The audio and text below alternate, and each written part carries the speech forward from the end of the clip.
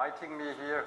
It's a pleasure to be here and to look at all these different types of disciplines, different types of works, and I'm quite positive that something new will develop out of this workshop, of this synthesis workshop.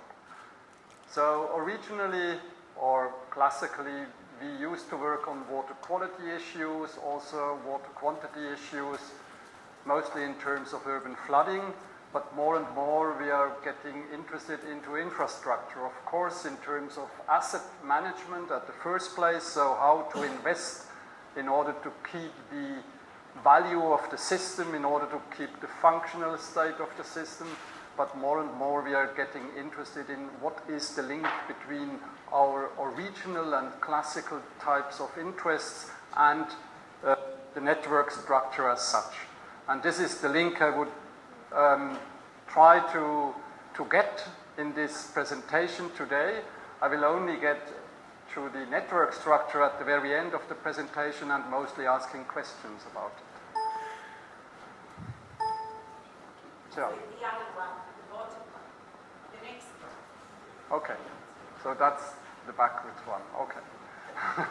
So, we will talk about waves in sewers. Why waves in sewers? We will get it quite soon. Then look at what we have done a couple of years ago when we were interested in how do we develop or how do we cause acute impacts to receiving waters from combined sewer overflows. I will, for those who do not know what combined sewer overflows are, I will try to explain it in a few words. Then we did a predictor analysis. What might be responsible for those peak impacts to rivers, and then I will ask the questions about the interactions with the sewer network. So first of all, this is the Saint-Venant equation, which is used widely in different types of flow description, may it be in rivers, may it be in sewers. It's the two equations. One is the momentum equation and the other one is the continuity equation, and it gives you a result or a description of a free surface flow, both dynamic and not steady over the length.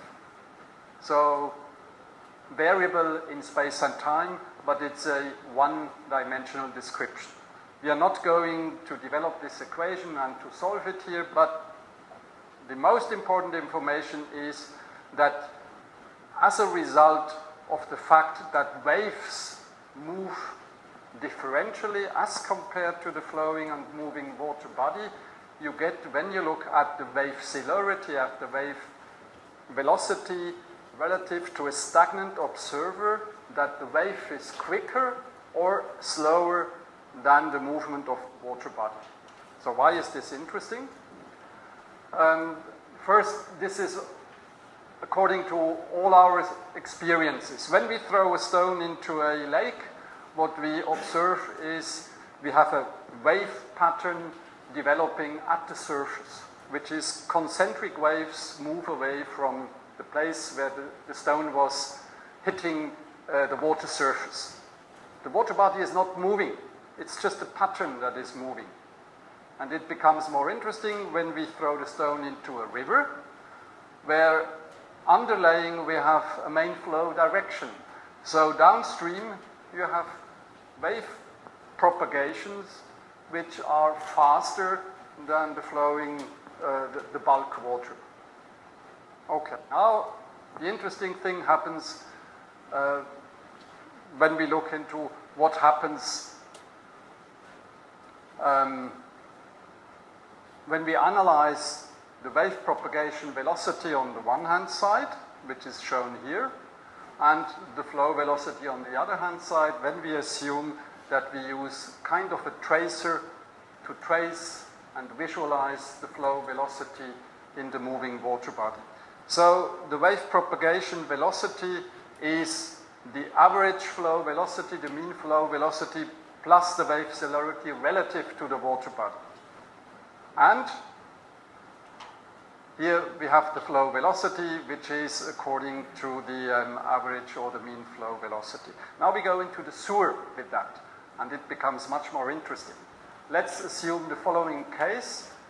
We have a combined sewer.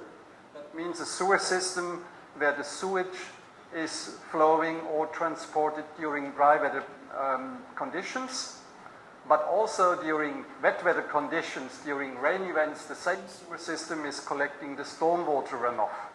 And the stormwater runoff might become much higher than the sewage runoff.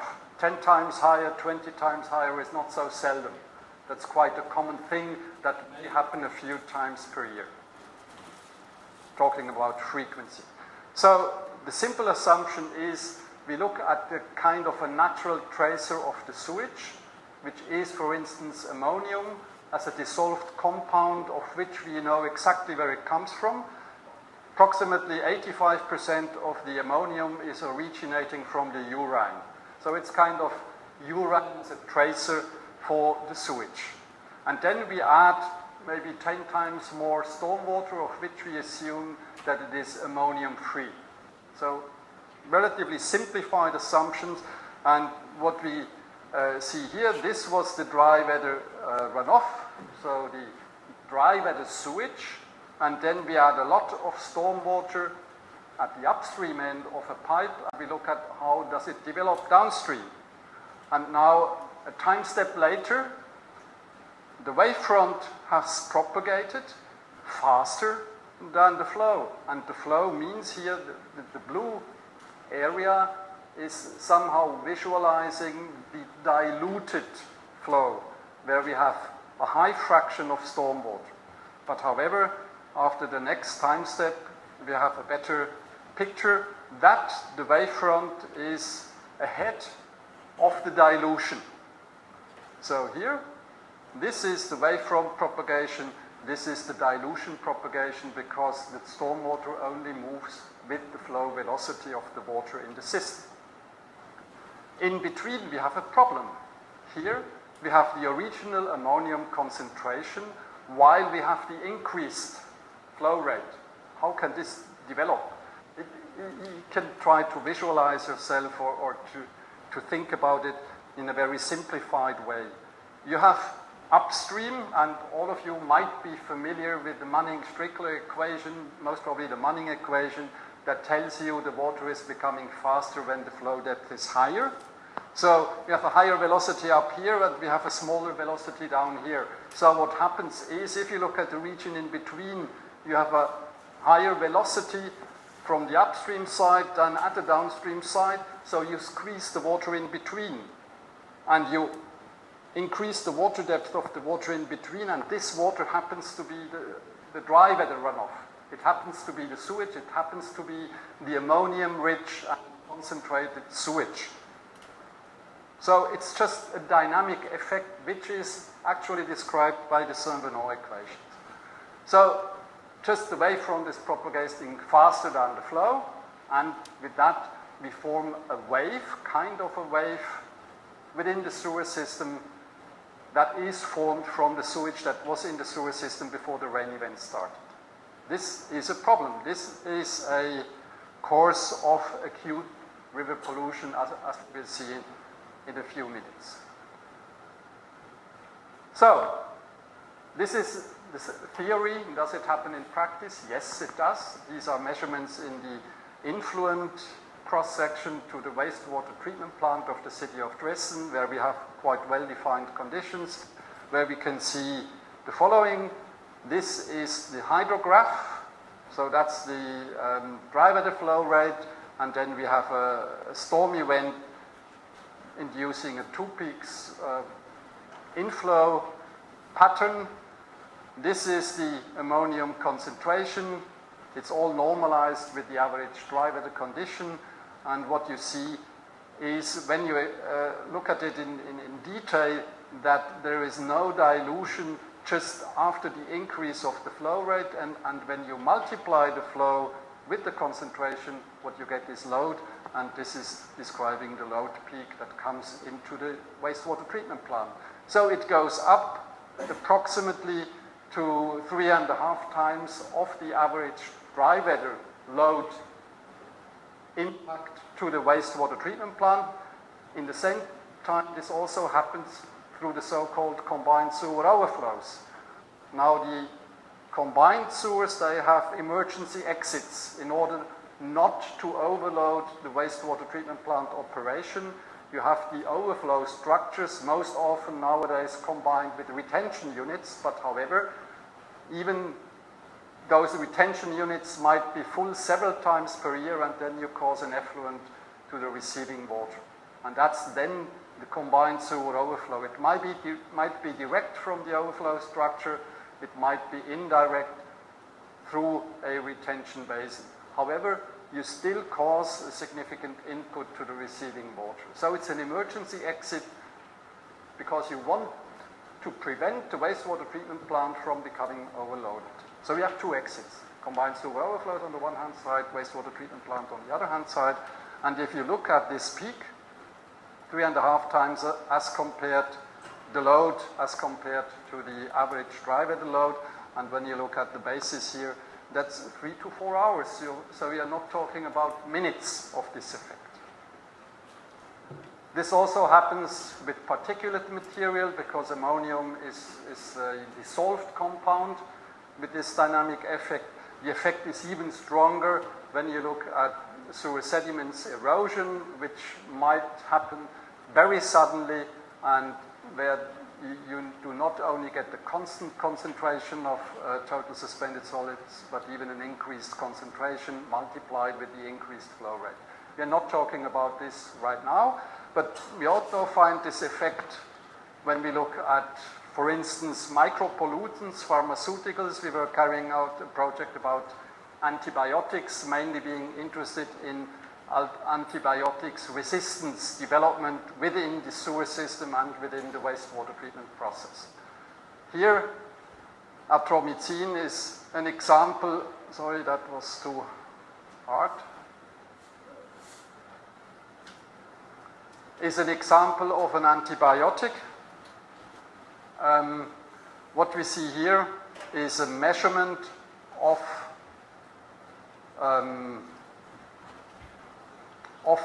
the load, first of the flow rate, but it's from the top to down the scale. So this is kind of the average diurnal variation, what you see here, and those two peaks, they are exhibiting actually stormwater runoff. Then on the right axis, what you see is the load of this antibiotic. So what you see here is a normal diurnal variation during dry weather conditions. And what you see with those two peaks is actually the load peaks caused by the rain events. So it's the push-out effect also we have seen for the ammonium, which is actually tracing urine. And when we know that most of the pharmaceuticals from the people arriving in the wastewater is actually coming with the urine, you see this is just another tracer of urine. And many of the pharmaceuticals applied in residential areas are actually coming with the urine into the system. So, when we want to look at the acute river impact, when we look at a normal flow rate or a hydrograph in a sewer system, this is dry weather, this is a small rain event, this is a strong rain event. The original engineering task was to find the appropriate dimension to be able to handle this peak, which is, however, defined statistically a 5-year event or something like this. Now, when we draw a line of the dissolved oxygen in the river below this, then we will see that what was decisive before might not be decisive anymore for the river water quality. These are other incidents, like maybe a small or moderate rain event, or the initial phase of a stronger event with a steep gradient causing oxygen depletion in the receiving water. So we do not have a linear behavior anymore. It's not the case that the stronger the rain event, the stronger is the river impact in terms of either concentrations directly of pollutants or indirect effects such as oxygen depletion. So we must simulate in order to look at the complex system as such. And what we did was we carried out integrated simulations from the rain runoff in the urban catchment, from the transport in the combined sewer system, from the processes in the wastewater treatment plants, and also from the feeding processes in the receiving waters. We took, to model this, a part of the city of Dresden, of which we have a lot of rain information. We have digitalized information of the sewer system. We have calibrated models and all that stuff. Then we were scaling the wastewater treatment plant in order to appropriately model it as the ratio of the reduced part of the city of Dresden we were actually looking at.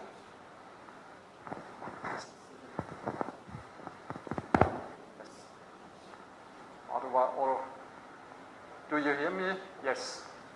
So I don't know why this sometimes is off and sometimes it's on. So we scaled the sewer system. We took a large part of the city of Dresden. We also scaled the wastewater treatment plant such that it was not over-designed. And then we had a virtual receiving water because our real receiving water, the river Elbe, is too strong. You don't see sensitive effects.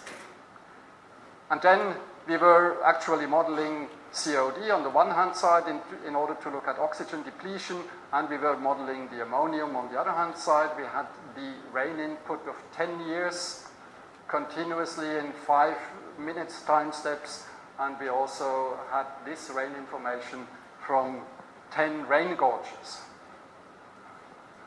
So what we wanted to do is, with a continuous model of the 10 years period, to generate a lot of data in order to analyze what are the decisive cases when we cause the major impacts to the receiving water. So what we get as a result, these are just two individual events. On the left-hand side, we see this is an event which is critical for the ammonium concentration in the receiving water, and on the right-hand side is a different event that's causing more critical conditions with regard to oxygen depletions. They are not the same events. There might be different events being critical with regard to different indicators for the receiving water. These are individual events. That, of course, that was not the goal. We just look at individual events to better understand how critical events are developed. But here it's become more interesting when we plot a lot of results, and these are extreme events, not with regard to rain intensity at the first place, but with regard to maximum ammonium concentration in the left graph and minimum oxygen concentration in the receiving water in the right graph.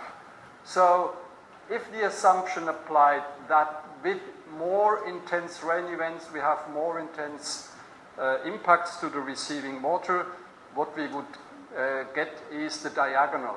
But it's everything else than that. It's somehow obviously relatively moderate events that cause critical impacts to the receiving water with regard to the ammonium concentration, and it might be all kinds of events with regard to the oxygen depletion. And then we carried out extreme value statistics in order to get an overall picture how this works. And what you see here is actually in the left graph the ammonium concentration on the vertical axis, and due to the fact that we carried out the extreme value statistics, we get the return period for those kind of events. Now, the colored dots, they are also shown here, and this is the classical hydrologic extreme value statistics, looking at the rain event or the rain intensity, the most intense rain intensity within a certain event causing the dots shown here, all the dots. But the colored dots are repeated here, and what you see again is that a relatively low intense rain event has caused the maximum ammonium concentration event in the receding water. So again, they are not the same. We can use this approach to give an overall assessment of a system. So if you take different systems development options, you can load them with a 10 years rain series, and what you get is not a few dots here and there, and it's difficult to compare because it's a multi-criteria decision. What you get is actually this line that can be directly compared to the other option. That was the intention of this approach. So the extreme rain events are not responsible for the extreme concentrations in the receding water. I will skip that. You can distinguish between summer and winter. You get different return periods for the same concentration events, and what you can do then is you can look at certain threshold value approaches which are different in many countries, if they exist at all, and you will see that there are many other factors influencing the result, whether it's decisive for the receiving water or not. So we tried to look at predictors, and we went through a correlation exercise. We looked at rain height, rain duration, rain intensity, mean and maximum intensity. We looked at the preceding dry weather period, days with dry weather before, being an indicator for low base flow in the river, for high concentrations in the sewage. We looked at the climatic water balance since the start of the simulation. We looked at the climatic water balance of the last month. We were looking at the wetting index, also being or using the climatic water balance of the last 30 days. So all these clouds of dots are just telling that we didn't get good correlation for any of those predictors. This was not so surprising, of course. It's a combination of different effects. You see the correlation here is not really satisfactory. We went through another exercise looking at regression trees. We could get out some information here at least. Critical events with regard to total suspended solids loads are intense and long rain events or less intense events, and a long dry weather period before. That is what we were expecting somehow. And for ammonium concentration, it's more short, well, not totally, not the maximum intensity events, but moderate intensity events or little intensity events, and again the preceding dry weather period. When you look then at polluting effects, it's not only the ammonium, it's the chemical brother, it's the unionized ammonia, NH3, which is toxic to fish, which matters even more. So, actually, we were not carrying out the correlation exercise for the two most important influencing factors. This is very simply the time of the day, the clock time, because we have an underlying diurnal variation of the urine flow or of the ammonium concentration within the sewage, or of the COD concentration, being an indicator for the concentration of organic compounds. And we were not looking at the network characteristics, because this must have a strong influence on the development of this peak in a network rather than in a pipe. So, what do we want to do? What are the questions in the direction of the network? How does the sewer network affect load peaks? Of course, this is a question we want to tackle as far as possible here in the 3 weeks, but also in the upcoming midterm research horizon. Can peaks be produced or reduced by the appropriate structure? Can we make simple modifications to sewer networks in order to reduce those peaks. As far as I know, nobody has thought about approaches like this. Should we mesh as a simple question? Should we, instead of having branch systems, having more and more mesh systems wherever possible? Does this dampen the evolution of those peaks? And then that was the question Thomas raised yesterday in his presentation. How should we distribute those emergency exit, those combined sewer overflow structures and the retention facilities most beneficially for dampening those acute effects? If you want to spend 10 million for retention volume, where do you put it? Do you put one large retention basin at the end of the system, or do you distribute 10 smaller basins in the catchment everywhere? So here we want to concentrate on the dissolved compounds, we want to screen the major indicators, and we want to define the interfaces to all our colleagues. We start with single pipes. That's what I've shown with the effect, with the phenomenon as a consequence of the Saint-Venant equation. Then we look at archetype networks, virtual, semi-virtual, real networks, and then we want to look at the interface to the rivers, and we have all the people here. All the things here we need to work in that direction. Single pipe, short, long, flat, steep, the ratio between stormwater and sewage, things like this. We have the simulation model. Thomas already is screening about this. In the archetype networks, you can put them and build them on the computer very simplistically. We look at small and large networks, at long, stretched and wide networks, at branched and meshed networks, and what is the influence to that. Then the virtual networks we get from Wolfgang Rauch. They are professionals in the virtual world and developing with different approaches, realistic vertical networks depending on topography, street networks and things like this.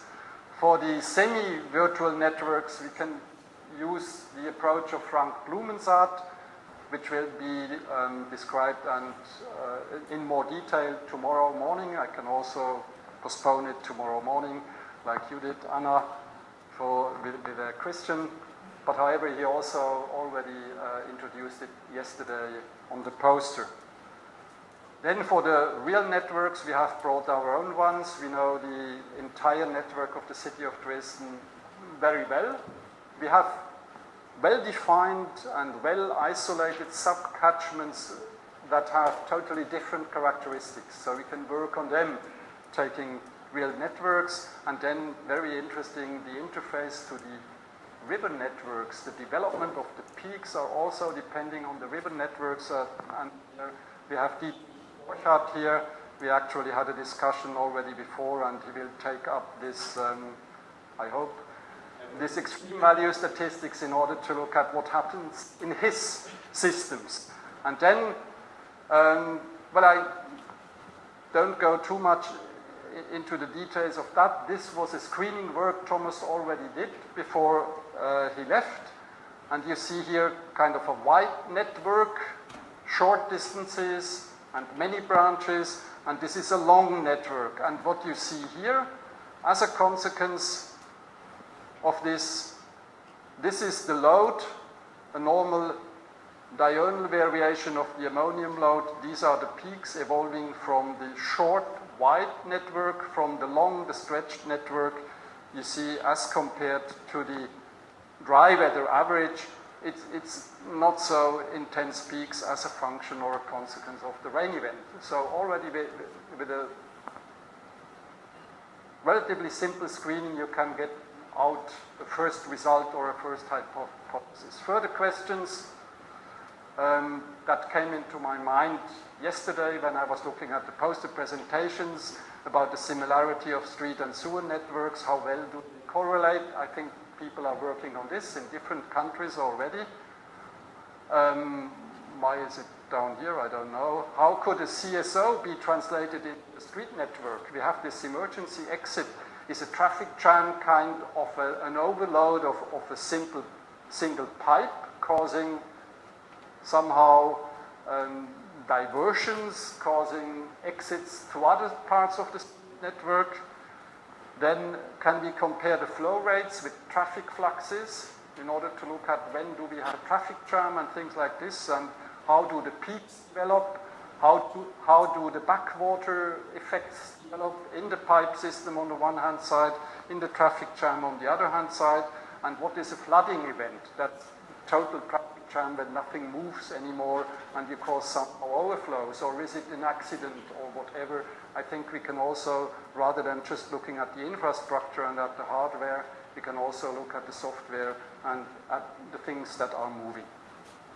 So thank you very much for your attention. Thank you for listening. Thanks to the organizers here, to all the scientists of my group and of other groups who contributed to the work I was introducing, and to the funders of the projects we were actually carrying out. What you see here is a colleague of mine, Thomas Berendonck, is the professor for hydrobiology who is interested in the antibiotics resistance development in wastewater systems, and myself.